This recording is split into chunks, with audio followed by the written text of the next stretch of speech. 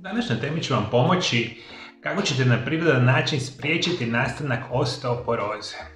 Ovo je jedna izuzetno velika opasnost, specijalno za osobe iznad 50. godine života, i još specifičnije osteoporoza u najvećem broju slučajeva pogađa žensku populaciju. Danas ću vam dati pravilne strategije, dati ću vam najbitnije nutrijente koje trebate uzimati da bi očuvali zdravlje vaše kostiju, dati ću vam preporučene dnevne doze, namirnice i sve to ćete dobiti u jednom dijelu izvanredno bitnih savjeta za sprječavanje osteoporoze.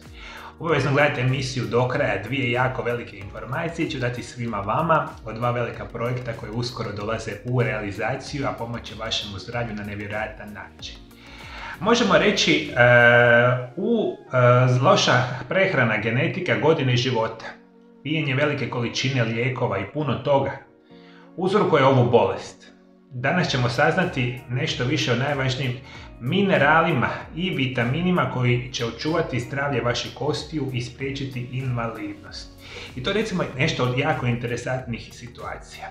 Istraživanja su u potpunosti sigurna da jedan od najvećih uzroka nastanka invalidnosti, specijalno u žena iznad 50. godine, je osteoporoza. Dakle, ukoliko imate porozne kosti, pa imate nekakav pad, pa slomite recimo kuk, nekako bilo koju drugu kost, u velikom broju slučajeva to je veliki problem, specijalno za žene iznad 50. godine života. Prvo što trebate svaki dan je kalcij. Kada ljudi pomisle na mineral kalcij, zdravlje kostiju obično je prva stvar koja vam padne na pamet. Ali njegove prednosti nadilaze u pomoću izgradnji i održavanju jake skeletne strukture.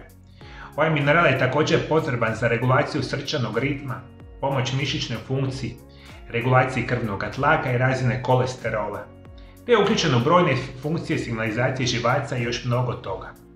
I dakle, prva preporuka, što u velikom broju slučajeva vi čak i znate, vama kalcija treba svaki dan u adekvatnim i preporučenim dnevnim dozama. Ako ga nemate, imate puno veću šansu i rizik nastanka od same osteoporoze. Zato nedostatak kalcija, koji se naziva hipokalcemija, može biti izuzetno štetan za zdravlje. 99% kalcija se nalazi u kostima i zubima. Ako ga tijelo treba negdje drugdje u tijelu, kalcij uzima ga iz kostiju. Zato svaki dan morate uzimati primjerenu količinu kalcija da vaše kosti ne bi oslabile. Dakle, to je isto tako interesantno. Za puno drugih funkcija kalcija u našem tijelu, dakle, puno puta naš organizam uzima iz kostiju taj kalcijev element i onda ga deportira u određene dijelove našeg organizma tamo gdje treba. I određena postotak kalcija, računa se oko 20% u jednoj godinu, se izgubi iz našeg organizma, isto tako se nadomjesti kao mineral u tijelu i to je naravno jako bitan ovaj dio procesa. Možemo reći, ostalih 1% kalcija se nalazi u krvotoku, mekim tkivima, a kalcija u tijelu ima više od bilo kojeg drugog minerala. 20% kalcija se svake godine razgradi u tijelu i zamijeni novim kalcijem. Stare stanice u kostima se razgrađuju i odumiru, a na njihovim mjestima rastu nove stanice, što je izvanredno bitno za reći. I vi za zdravlje vašeg kostiju uzimate, dakle, moja osobna preporuka će biti, namirnice bogate sa kalcijem. Koji su najbolje namirnice bogate sa kalcijem? Prije svega su organski mliječni proizvodi, losos, sardine, alge, tamno, lisnato, zeleno povrće, badem i šparoge, prehrambeni kvasac, brokula, kupus, maslačak, datulje, kelj, kelp, zob, šljive, sezam, alfalfa, korijen čička, kajinski papar, kamilica, limunska trava, to je izvanredno bitno za reći. I vi uz normalnu funkciju kalcija, dakle, jako vodite računa, vama treba adekvatna količina vitamina D. Jer vitamin D i kalcij izvanredno zajednički dobro djeluju. Isto tako uzimajte vitamin D ako ikako možete iz sunca i sunčeve svjetlosti, ako ne, onda uzimajte iz namirnica bogate vitaminom D. Dakle, vitamin D i kalcij su savršeno bitni za naše zglobove. Druga perspektiva će biti apsolutno jedan mineral koji se naziva bor. Možemo reći da istraživanje sugeriraju da je bor uključen u metabolizam vitamina D i estrogena i može utjecati na kognitivne funkcije. Najsuvremenija istraživanja otkrivaju da kompleksi bora inhibiraju NLRP3 upalu, alat koji imunološki sustav koristi za borbu protiv infekcija, koja također može prerano reagirati na pokretanje upala na koje se temelji Alzheimerova bolest, dijabetes i osteoporoza. I to je ono što veliki broj vas nikada nije ni znao, da jedan od najbitnijih minerala za funkciju vaših zglobova, vaših kostiju je mineral koji se naziva bor. Kao što sam malo prije napomenuo, on je ključni pokretač puno bolje funkcije vitamina D u samome tijelu, a izvanredno dobro djeluje sa samim, naravno, kalcijem.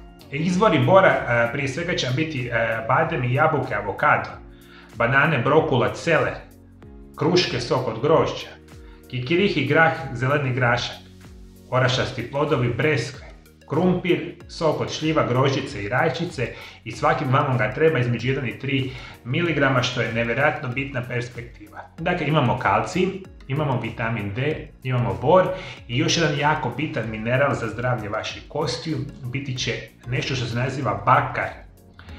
Bakar je bitan mineral za snagu kostiju i zdravlje srca, imunološko zdravlje i mnogo toga. Vašemu tijelu je potrebna mala količina da bi ispravno funkcioniralo. Ali budući da naše tijelo ne može samostalno napraviti bakar, morate ga apsolutno dobiti uz svakodnevnu prehranu. I vi ako ste iz nekog slučaja, što najčešće nije to baš pretjerani broj osoba, ali moguće da imate kroničan nedostatak bakra, uzimate namirnice bogate sa bakrom ili dodatke prehrane. Bakar prije svega imate u govećoj jetri, tamnoj čokoladi, sjemenkama suncokreta, indijskim oraščićima, slanuta, grožđice, leća, lješnjaci, suhe marelice, avokado, sjemenke sezama, kvinoa, zelena rapstap, elasa, šitake gljive, badem i šparoge, ostale vrste gljiva, organski kozji sir, čija sjemenke su nevjerojatno bitne za funkcioniranje vaših zglobova. I to je još jedan mineral koji će očuvati da ne dobijete osteoporozu i zadnja perspektiva će biti apsolutno magnezij. Jer vama u tijelu kalcij, magnezij, čak i kali igraju zajednički jako bitnu funkciju, zajedno rekli smo sa onim vitaminom D. I vi izuzetno velike količine zapravo samoga magnezija imate i u kostima i u mišićima. I vi normalno ako nemate magnezija dovoljno, a što se puno puta događa, jer je to jedan od onih najbitnijih minerala našeg organizma, moguće da imate osteoporozu. Ono što možemo reći hranata bogata sa magnezijem su špinat, tikvice, sjemenke, bundeve, lima, grah, tuna, smeđa, riža, badem i tamna čokolada, minimalno 85% kakao, avokado, banane, tofu, pšenične klice, aljaški kralješki rak, maslac od kikirekija, melasa, kruh od integralnih žitarica, morske alge, amaranc, sjemenke suncokreta, skuša, indijski oraščići, laneno sjemenke su nevjerojatno bitni iz ove perspektive i to je ono što vam treba da vi ne dobijete nikada osteoporozu. Uz ove minerale, uz vitamin D, još ću vam zadnju preporuku reći, biti će apsolutno vitamin C, ima veliku zaštitničku ulogu da vi ne dobijete osteoporozu. I naravno morate voditi računa o zdravom načinu života, a kao i uvijek vam moram napomenuti. Sve ove preporuke što ja vama dajem preko moga kanala ne služe vama da se vi samo inicijativno liječite od vaših bolesti i oboljenja, nego vama tu trebaju zdravstveni, medicinski stručnjaci koji će vama napraviti pravilne programe prirodnih liječenja. I onda ćete vi dobiti široka saznanja kako se zapravo i trajno liječi osteoporoza. Ovo su nekakve informativne, potrebite informacije koje veliki broj vas ne zna. Ako išta sumnjate da ne razumijete ili u odnosu na vaše bolesti, obavezno se posavjetujte sa vašim izabranim medicinskim stručnjacima. A one dvije jako bitne informacije za moje drage gledatelje da uskoro izlaze moji online tečajevi o najboljim prirodnim opcijama liječenja vaših bolesti i oboljenja. Ja na ovim programima radim zadnje 23 godine i redovito ih preporučujem mojim pacijentima u mojoj ordinaciji. Svi ovi programi su napravljeni da prirodno i sigurno liječite vaše bolesti i oboljenja u detaljima.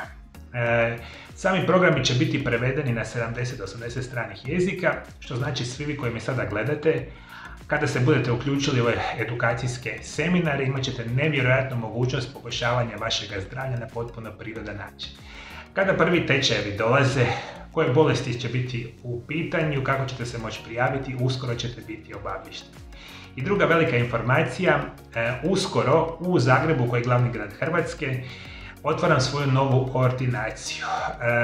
Radi toga specijalno što je Zagreb izvanredno povezan sa svim velikim destinacijama širom svijeta, svi moji dragi gledatelji koji me sada pratite, a nalazite se na svim kontinentima, sad ćete puno jednostavnije moći doći na moje osobno liječenje.